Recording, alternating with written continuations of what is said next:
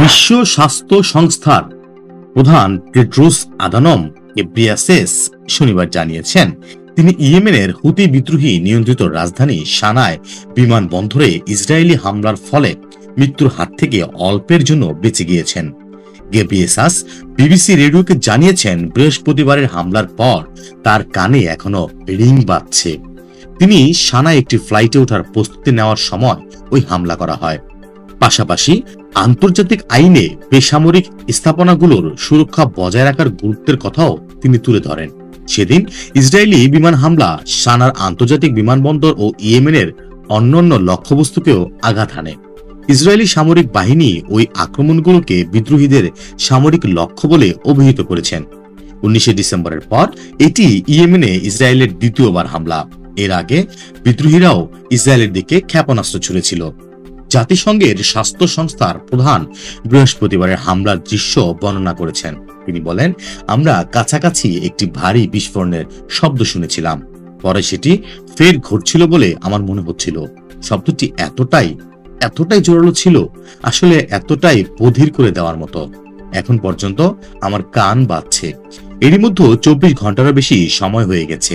আমি জানি না এটা আমার কানে কি প্রভাব ফেলেছে। বিস্ফোরণটা এতটাই শক্তিশালী ছিল। গেব্রিয়েসাস বলেন, এটি আমাদের পাশের ডিপারচার লাউঞ্জে আঘাত এনেছিল এবং পরে নিয়ন্ত্রণ টাওয়ারে। এটি ছিল খুবই অরাজক পরিস্থিতি। মানুষ বিভ্রান্ত হয়ে চারদিকে দৌড়াচ্ছিল এবং আশ্রয় নেওয়ার কোনো জায়গাও ছিল না। আমরা পুরোপুরি উন্মুক্ত ছিলাম। এটা ভাগ্যের ব্যাপার। অন্যথায় ক্ষেপণাস্ত্রটি সামান্য বিচ্যুত হলে আমাদের মাথার উপর পড়তে পারত। আমার সহকর্মী আসলে পরে বলেছিলেন, আমরা একেবারে মৃত্যুর হাত থেকে বেঁচে গিয়েছি স্যার। হুতি উপপরিবহন মন্ত্রী ইয়াইয়া আল সায়ানি বলেছেন, এই হামলায় 4 জন নিহত এবং 20 জন আহত হয়েছে।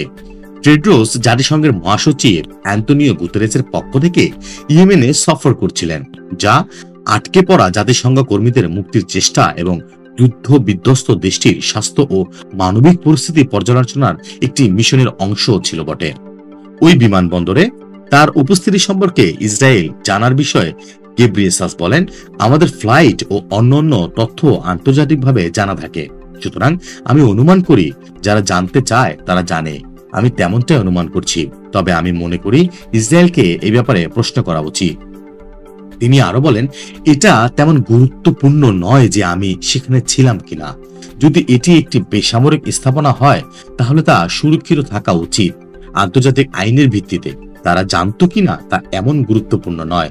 আন্তর্জাতিক আইনকে শ্রদ্ধা করতে হবে। WHO প্রধান জানান, তিনি একটি ডিপারচার লাউঞ্জ দেখেছেন যেখানে বেসামরিক নাগরিকরা ছিল এবং বেসামরিক বিমানগুলো পার্ক করা ছিল।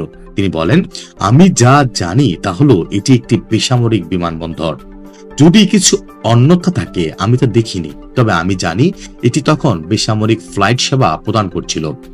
জাতিসংঘের স্বাস্থ্য সংস্থার প্রধান এক্সে ওই হামলার ভিডিও পোস্ট করেছেন এবং ধন্যবাদ জানিয়েছেন তার সহকর্মী ও বিমানবন্দর কর্মীদের, যারা অত্যন্ত বিপজ্জনক হামলার সময় তাকে রক্ষা করার চেষ্টাও করেছিলেন। তিনি ও তার দল নিরাপদে জর্দানে পাড়ি জমিয়েছেন।